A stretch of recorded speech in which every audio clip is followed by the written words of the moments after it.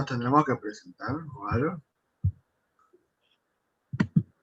Bueno, profe, nosotros vamos a dar... No puedo.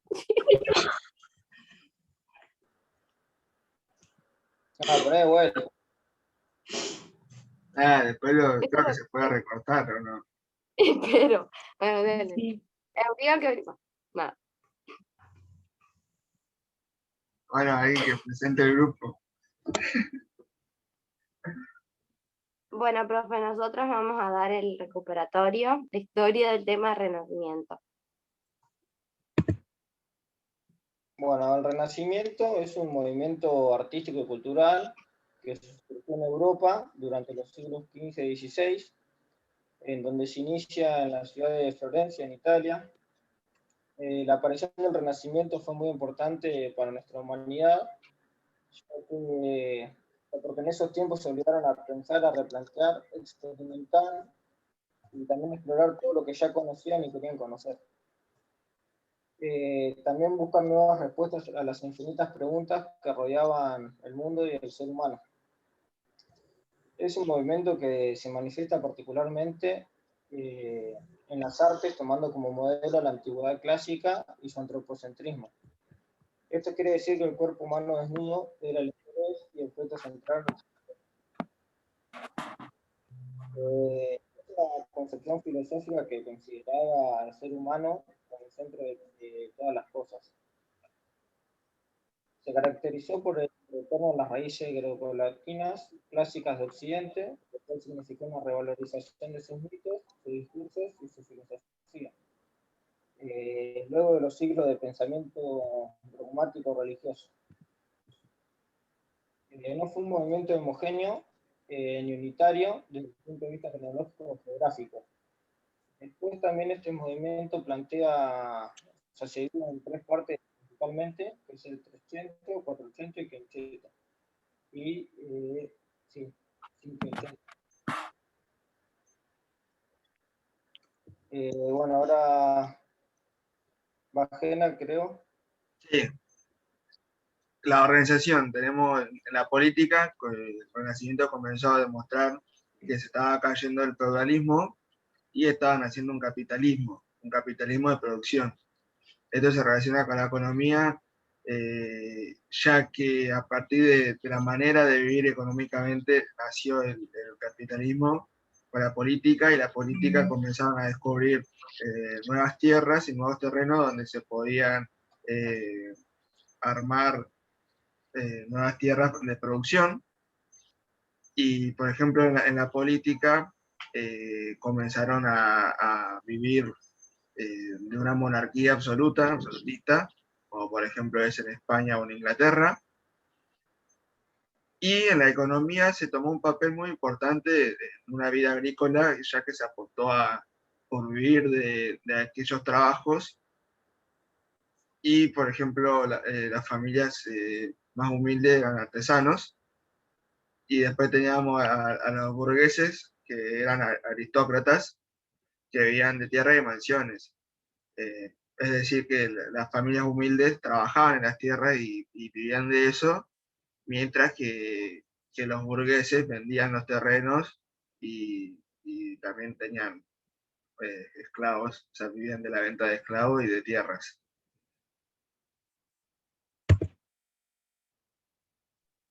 Bueno, la organización social que se muestra en la pirámide se dividía entre los privilegiados y el pueblo llano. Esta división se daba porque tenía el mayor poder social, político y económico. Tenemos al rey como primero en la pirámide, que era el más respetable de todo y era monarca de tierras y haciendas. Tenemos al alto clero, que eran los arzobispos, que eran los encargados de ofrecer servicio religioso y que además tenían tierras, por eso tenían ese poder.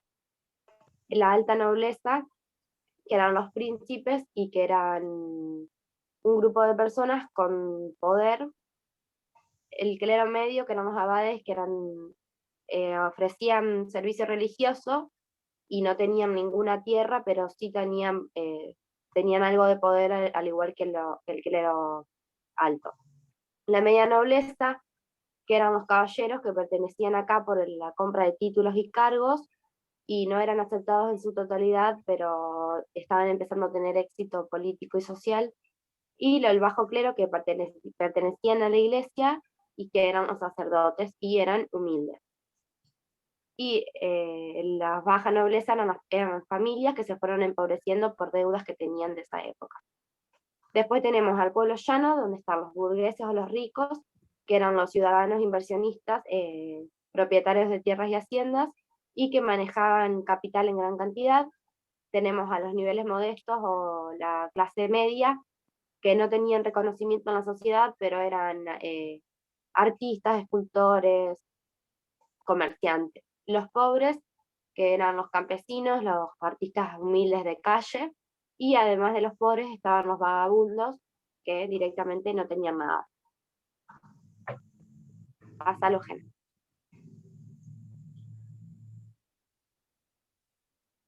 Bueno, yo voy a hablar de la educación en esta época. La educación en esta época coincidió con la difusión de nuevos valores surgidos de la vuelta a la tradición grecolatina, la nueva visión del cuerpo del ser humano orientado a cumplir sus fines no solamente en el más allá, sino también en el mundo terrenal, que lo impulsó al conocimiento matemático, filosófico, histórico, geográfico, científico y artístico, sin descuidar, por supuesto, a la educación física. Mente y cuerpo en desarrollo fueron el objetivo de esta concepción racional, libre y humanística de la enseñanza y el aprendizaje, que se facilitó obviamente con la invención de la imprenta, y las mujeres en esta época también comenzaron a ser tenidas en cuenta en la educación formal. Se asociaba en esta época el conocimiento y saber de la música como un signo de buena educación. La estructura seguía siendo la misma del sistema medieval, en donde predominaba la enseñanza del latín, y en la enseñanza superior comenzaba a enseñarse el griego. Siguió la clásica división del trivium, que incluía retórica, gramática y dialéctica, y del quadrivium, que incluía aritmética, astronomía, geometría y música. Con respecto a la educación física, se comienza a dar de nuevo importancia que tiene el ejercicio como medio terapéutico y como juego a nivel educativo. Se vuelven a resaltar las grandes enseñanzas filosóficas de los griegos y los romanos, donde la educación física tuvo un impacto muy importante. Y bueno, con la explosión cultural humanística del Renacimiento cambia la concepción del ser humano, que viene a convertirse en el centro de atención de sí mismo. Y el cultivo y desarrollo de los valores individuales es su principal tarea.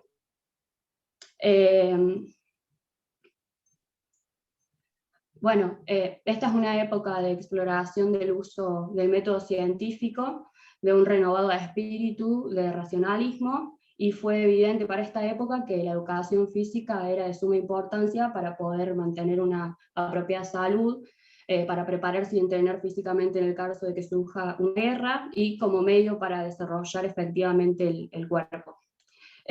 Bueno, la educación y el cuerpo se enfoca hacia el mantenimiento de la salud, fundamentado en unos conocimientos simples a saber, como mucho aire, ejercicio, dormir bien, una buena alimentación y un régimen sencillo. Bueno, en esta época se revive el enfoque de reconocer la importancia de la educación física para desarrollar y mantener el bienestar general como medio recreativo o para fines militares. Para esta época, los humanistas reconocieron la importancia de la educación física dentro de la educación general del individuo.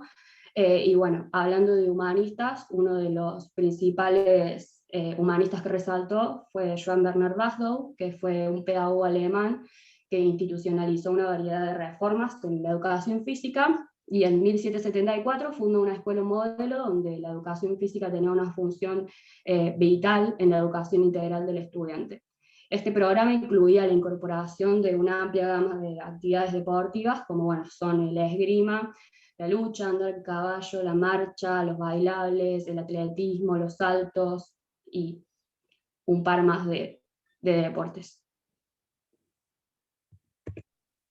Bueno, cuando hablamos de visión del cuerpo, el cuerpo en esa época se veía de diferentes maneras.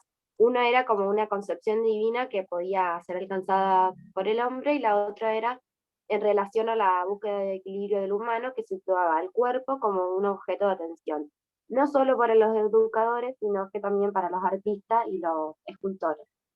Ellos veían el cuerpo como una obra de arte, una inspiración. En esa época los artistas pintaban mucho el cuerpo en desnudo, le hacían esculturas y demás.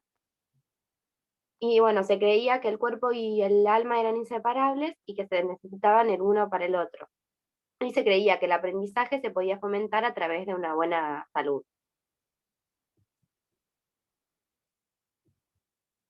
Ay, más voz out. Hasta con respecto a los deportes, como decía mi compañera, también se podían encontrar los deportes individuales, los grupales, también se realizaban torneos y deportes de combates. En lo que serían los deportes individuales estaba el tenis de corte, que era el precursor de la mayoría de los juegos con raquetas. También estaba la natación, el lanzamiento, los saltos, lucha libre y juego de bolos. En lo que serían los deportes grupales, se realizaba mucho el fútbol multitudinario, que era básicamente, o sea, tenía muy pocas reglas a comparación con el hoy. También la cross y el hockey.